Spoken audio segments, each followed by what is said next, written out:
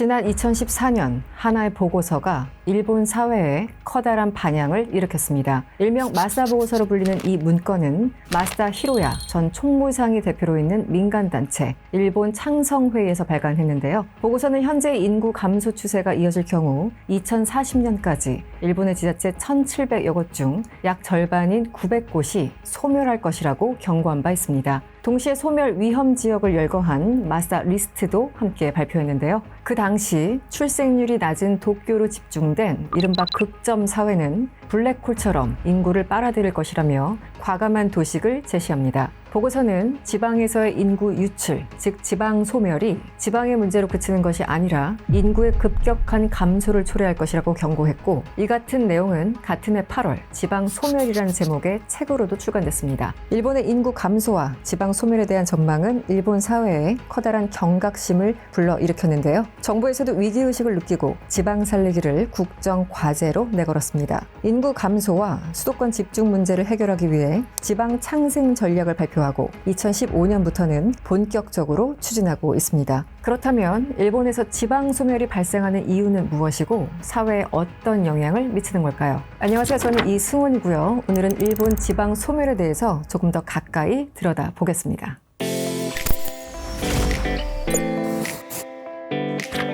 일본 인구는 전국적으로 저출산 고령화 추세가 계속되면서 빠르게 감소하고 있습니다. 2009년 정점을 찍은 이후 14년 연속 하락세를 보이고 있죠. 지난해 일본 인구는 약 80만 명이 줄어들면서 역대 최대 감소폭을 기록했고, 1968년 인구조사가 시작된 이후 처음으로 모든 지방자치단체에서 인구가 줄어들었습니다. 인구가 감소하면서 빈집도 급증하고 있습니다. 2018년 기준 일본의 빈집은 약 850만 채로 전체 주택의 약 13%에 달하는데요. 수도인 도쿄만 하더라도 81만여 채의 빈집이 발생했습니다. 노무라 종합연구소는 2033년 일본 전체 주택시장에서 빈집 비율이 30%를 넘을 것으로 전망했습니다. 집을 헐값에 내놓아도 인수자를 찾기 어려운 상황인데요. 낡은 집을 수리하는 데는 큰 돈이 들고 상속세율도 높기 때문에 고령 거주자가 사망한 뒤에도 빈집을 물려받으려는 자손이 많지 않습니다. 일본 정부는 소유자가 사망한 후 상속받은 빈집을 3년 안에 매각하면 양도소득세를 감면해주고 있지만 집을 사려는 사람도 없어서 골머리를 앓고 있죠.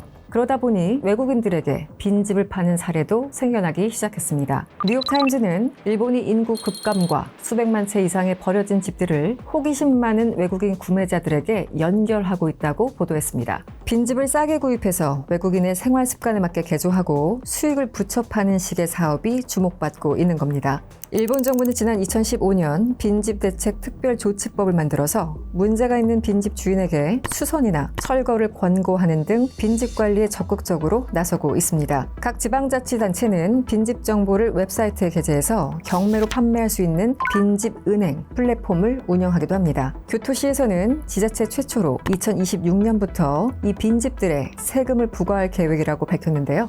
이렇듯 일본에서 빈집 해결 정책은 지방정부에서 먼저 시작됐습니다. 빈집 발생의 주 원인인 인구 감소와 노후화가 지방 중소도시부터 시작됐기 때문이죠. 특히 지방의 경우 빈집이 많아지면 급속하게 치안이 악화되고 범죄 발생을 우려하는 사람들이 그 지역을 떠나면서 슬럼화가 시작되는데요. 지역 쇠퇴가 가속화되면서 곧 지방 소멸 위기까지 이어지는 것이죠. 지방 인구 감소가 심각한 일본에서는 주민이 단 한 명만 남은 마을도 적지 않습니다. 심지어 주민들이 떠난 자리에 사람 크기의 인용으로 채워진 마을도 있어서 화제가 됐었는데요. 총무성 발표에 따르면 2015년부터 19년까지 4년 동안 164개의 마을이 사라졌고, 가까운 장래에 사라질 가능성이 있는 마을은 3,000곳 이상으로 분류됐습니다. 지방에서 인구가 감소하는 이유로 인구의 유출 영향도 있었습니다. 기업과 기술, 행정과 교육, 문화, 오락 등이 수도권으로 집중되어 있기 때문에 청년들이 가고 싶은 일자리, 학교 등을 찾아 이동하게 됐고, 이러한 수도권 과밀화 현상은 지방 소멸을 가속화시켰습니다. 수도권으로 인구가 집중되는 만큼 악영향도 있습니다. 취업하려는 인구가 몰리다 보니 토지와 주택이 한정적인 만큼 주택시장도 악화돼서 집값이 올라가게 되죠. 취업난과 과열된 주택시장은 저출산과 비혼을 유발하게 되는데요. 그만큼 결혼과 출산을 기피하는 청년들이 늘어나면서 악순환이 반복되는 겁니다. 지난해 일본의 합계 출산율은 역대 최저를 기록했는데요. 총무성에 따르면 2040년 일본의 1인 가구 비중은 약 40%에 이를 것으로 전망되고, 이 중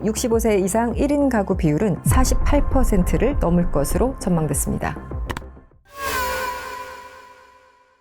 지방 소멸 문제는 결국 모든 사회 현상과 맞닿아 있는데요. 일본 정부도 이를 극복하기 위해서 다양한 정책을 시행하고 있습니다. 지난 2019년부터 수도권인 도쿄도에서 지방으로 이주하거나 창업 또는 취업할 경우에 현금을 지원하는 사업을 진행하고 있는데요. 개정 지역재생법에 근거한 이 사업에는 매년 1,000억엔 수준의 예산이 편성되며 일본 정부는 이를 통해 2027년까지 지방 이주자를 연간 1만 명으로 늘리겠다는 목표를 세웠습니다. 올해 4월부터 도쿄 등 수도권에서 지방으로 이사하는 가족들에게 18세 미만 자녀 1인당 이주지원금 100만 엔을 지급하고 있는데요. 일본 지자체들은 중앙정부의 지원에 발맞춰서 지원금 외에도 다양한 방법을 시도했습니다. 마을 전체를 관광지로 탈바꿈하는 방식으로 인구를 유입하거나 도시 기능을 밀집시키는 컴팩트 시티 해법이 있는데요.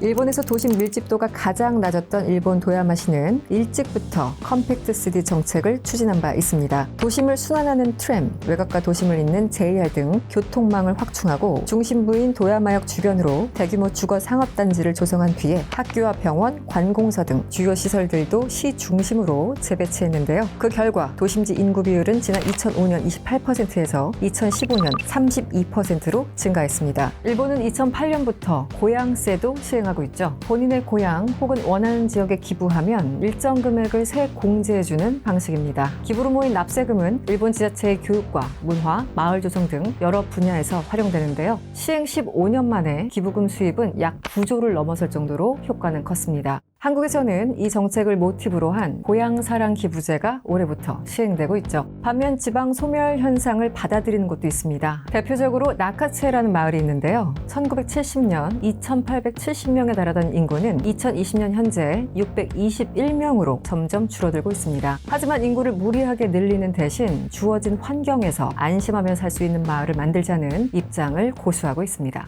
일본 정부와 지자체가 각종 인구 유인책을 펼치고는 있지만 지방 인구를 획기적으로 늘리기는 쉽지 않은 것이 현실입니다. 우리나라도 이런 현상이 낯설지만은 않습니다. 한국고용정보원에 따르면 국내 인구 소멸 위험 지역은 지자체의 절반 이상인 118곳에 달했는데요. 전체의 5분의 1 이상은 소멸 고위험 지역에 속합니다. 수도권 인구 집중 비율 또한 우리나라가 50%로 일본보다 훨씬 심각한 상황인데요. 저출생률은 물론 고령자 빈곤율 추이 등 중요한 지표들을 보면 우리나라가 일본보다 더 좋지 않은 상황입니다.